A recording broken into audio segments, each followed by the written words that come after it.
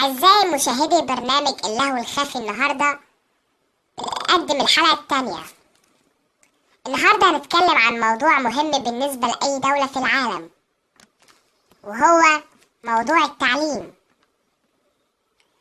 يا ترى التعليم في مصر هيكون عامل إزاي؟ في كلمة مشهورة دايما كانت بتتقال في الحضانة، وأول ما خرجنا من الحضانة سمعناها في الابتدائي، ثم الإعدادي، ثم الثانوي، ثم الجامعة. كان كل مدرس يدخل علينا يقول لنا كده: كل واحد فينا يا ابني بيعبر عن بيئته، يعني لو انت وسخ يبقى ابوك وامك وسخين. طب غير يا عم الحاج، ده ام كلثوم كانت بتغني 3 ساعات من غير ما تقول كلمة زي التانية. لكن برضو خلينا نقول ان التعليم في مصر حلو جدا. ده هيكون راجع لإيه؟ أولا يا سيدي إنك يكون عندك طلاب بيحاربوا ويكافحوا عشان يسمعوا الكلمة من المدرس، يمكن تيجي في الامتحان. لكن اللي بيحصل بقى إن في طلاب من أول الابتدائي وهم متعلمين إنهم يلفوا سجاير في الفصل. أما بقى في الإعدادي فبيسمعوا سكس والمدرس بيشرح. أما بقى في الثانوي فطالب الثانوي ده لو قعد لغاية الحصة الرابعة المفروض ياخد جائزة نوبل. طيب برضك انك يكون عندك مدرسين حلوين ده بيخلي تعليمك افضل. طبعا خلينا كلنا متفقين ان المدرس لو لبسه وحش او شكله وحش مش معنى كده ان شرحه هيكون وحش.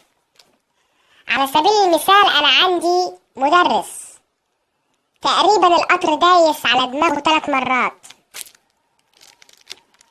وبيجي المدرسة بالبرمودا على شبشب الحمام بتاع البيت، ومع ذلك هو المدرس الأول في مادة الرياضيات.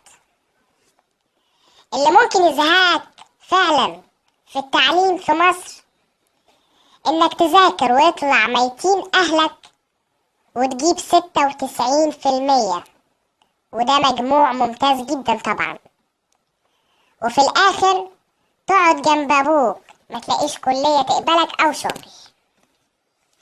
ده في حد ذاته يخليك تليك وزير التربية والتعليم. كمثال مثلا في مصر كليات الطب أقل من 97% ما تدخلهاش. أما بقى كليات الهندسة 93%، بس دول بقى لو جبتهم لازم تاخد جائزة نوبل برضك، لأنك بتحارب وتكافح كأنك سارة جاي في أفلامها. أما بقى الكليات اللي هي في أدبي، طبعا أنت بتختار علمي ولا أدبي في 8 ثانوي. الكليات اللي هي في أدبي لو أنت جبت يا ابني في أدبي 100%، وده طبعا مستحيل، فبتشتغل في كنتاكي على ما أعتقد. في حاجات ممكن تكرهك في التعليم برضك، وهي مثلا الامتحانات. المفروض الامتحان ما بيطلعش بره كتاب الوزارة اللي انت المفروض استلمته في بداية الترم، ده المفروض بقى، وبتذاكره كله، ومع ذلك تلاقي الامتحان محطوط من كتاب خارجي زي كتاب الأضواء، الامتحان، سلاح التلميذ، كراسة الأول. الحاجات دي برضو من الحاجات اللي بتكرهك فعلا في التعليم، وفي الآخر بتلاقي النتيجة فلة.